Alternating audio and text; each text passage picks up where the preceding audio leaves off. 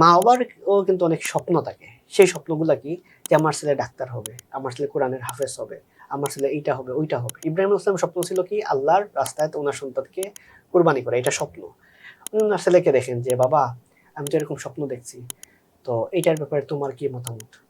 তো সন্তান কি বলে? যে মানে ইনশাআল্লাহ আমাকে আপনি ধৈর্যশীল বান্দা হিসেবে পাবেন, ধৈর্যশীল হিসেবে পাবেন। তাকে আপনি বুঝান, মানে এমন না যে তাকে আপনি ডিসিশন দিয়ে দিলেন বা সবসময় তার কথাই শুনবেন। আপনি তাকে কনভিন্স করেন, যখন সেই স্বপ্নটা তার মধ্যে পুশ করতে পারবেন, সেই স্বপ্নটা দেখতে পারবে। এমন না আমরা তো মনে করি সে এত ছোট বাচ্চা, সে কি বুঝবে? এইরকম না, কিন্তু ইব্রাহিম আলাইহিস সালামের লেসন থেকে আমরা পাই যে উনি কিন্তু এইভাবে চিন্তা করেন না যে আমার এই ছোট বাচ্চা কি বুঝবে।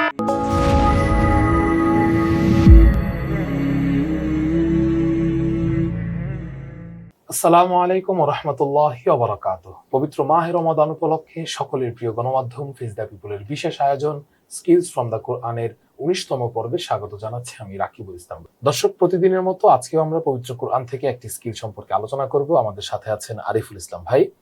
ভাই, আজকে আমরা কোরআনের কোন স্কিলটা নিয়ে আলোচনা করতে পারি? আজকে আমরা আলোচনা করব কোরআন থেকে প্যারেন্টিং স্কিল। ওয়াও, এটাও কোরআনে আছে। যারা আমরা শুরু করি। ওকে, আমরা পবিত্র কোরআন দেখি ইব্রাহিম আলাইহিস সালাম যখন একটা স্বপ্ন দেখেন যে কুরবানি করার স্বপ্ন। তো এই স্বপ্নটা দেখার পর উনি স্বপ্নটা বারবার যখন দেখেন তখন চিন্তা করেন যে ওনার ছেলে ইসমাইল আলাইহিস সালাম ওনাকে কুরবানি করতে হবে। আচ্ছা। তো এইটা দেখার পর উনি তো স্বাভাবিকভাবে, উনি তো একজন বাবা, উনি আর বয়স তখন 90 বছর, উনি একজন আল্লাহর রাসূল, এবং তখন উনি চাইলেই তো যেহেতু স্বপ্ন দেখছেন স্বপ্নটা বাস্তবায়ন করে ফেলি, ওনার ছেলেকে নিয়ে যে মানে কুরবানি যেটা ওইভাবে দেখছেন এইভাবে হইতো। আবার সন্তানটাও শেষ বয়স আল্লাহর কাছ থেকে স্পেশাল চেয়ে নেওয়া। স্পেশাল দিচ্ছে না। তখন উনি কি করেন? উনি কিন্তু সন্তানকে শুধু নিয়ে হত্যা বা এটা তো হত্যা না, মূলত কুরবানি করার জন্য এইভাবে স্বপ্নটা দেখেন।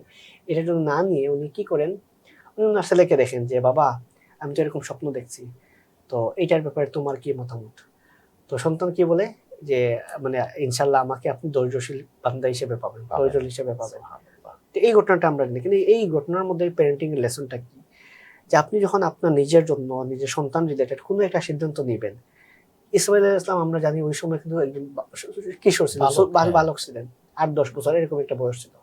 সেই বয়সে একজন, মানে আমরা যদি বলি একজন বেবি, একজন সন্তান যার বয়স মাত্র ৮-১০ বছর বা ১২ বছর, আমাদের সময়ে সে হয়তোবা ক্লাস 4-5 এ পড়ে, এরকম একজন বালকের কাছে ইব্রাহিম আলাইহিস সালাম পরামর্শ চান। তাকে জিজ্ঞেস করেন আমি কি করতে পারি? তখন ইসমাইল আলাইহিস সালাম নিজ থেকেই বলেন যে আমরা এই জিনিসটা করতে পারি।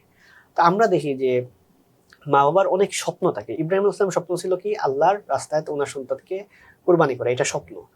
মা বাবারও কিন্তু অনেক স্বপ্ন থাকে। সেই স্বপ্নগুলা কি? যে আমার ছেলে ডাক্তার হবে, আমার ছেলে কোরআনের হাফেজ হবে, আমার ছেলে এইটা হবে, ওইটা হবে। তো এই মা বাবার যে অপূর্ণ স্বপ্ন, সেই অপূর্ণ স্বপ্নটা মা বাবা সবসময় চান সন্তানকে দিয়ে পূরণ করতে। এবং সেই জন্য ওনারা কি চান? সেই সন্তান কখনোই হিফজ মাদ্রাসায় হয়তোবা পড়তে আগ্রহী না, এবং সে আসলে তার ওই প্রকৃতির সাথে যায়ই না। যেহেতু এটা মা বাবার স্বপ্ন, তাকে জোর করে পাঠান, অনেক কিছুই করেন।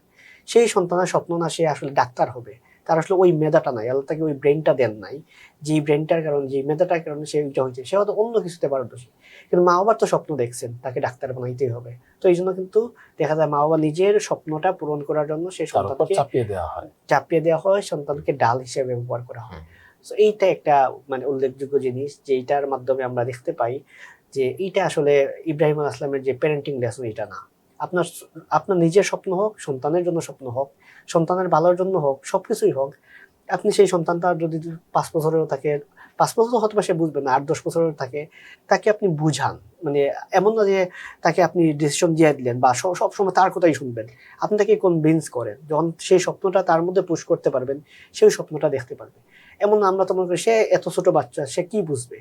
এইরকম না, কিন্তু ইব্রাহিম আলাইহিস সালামের লেসন থেকে আমরা পাই যে উনি কিন্তু এইভাবে চিন্তা করেন না যে আমার এই ছোট বাচ্চা কি বুঝবে, ও কিছু বুঝে নাকি, আমি তো আল্লাহর নবী। উনি কিন্তু এভাবে বলে চিন্তা করেন নাই। উনি উনার বাচ্চার সাথে পরামর্শ করেন যে এটা কি করব।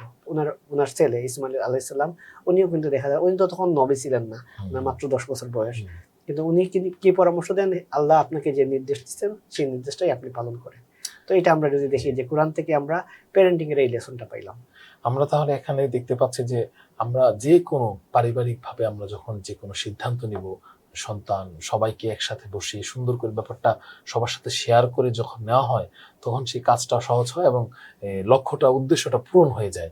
আমরা খুব দারুণ একটি বিষয় নিয়ে কথা বলেছি। আমাদের প্রত্যেকটা পরিবারের মধ্যে যদি এই স্কিলটা চর্চা হয়, আশা করি যে আমাদের পরিবার, ফ্যামিলি সবকিছু খুব সুন্দরভাবে গোছানো অবস্থায় চলবে। দর্শক, আমরা খুবই খুবই চমৎকার একটি স্কিল নিয়ে কথা বলেছি। আশা করি আপনারা সামান্য হলেও উপকৃত হয়েছেন। ইনশাআল্লাহ আগামী পর্বে কোরআন থেকে আমরা আরো দারুণ একটি স্কিল নিয়ে কথা বলবো। সে পর্যন্ত ভালো থাকবেন।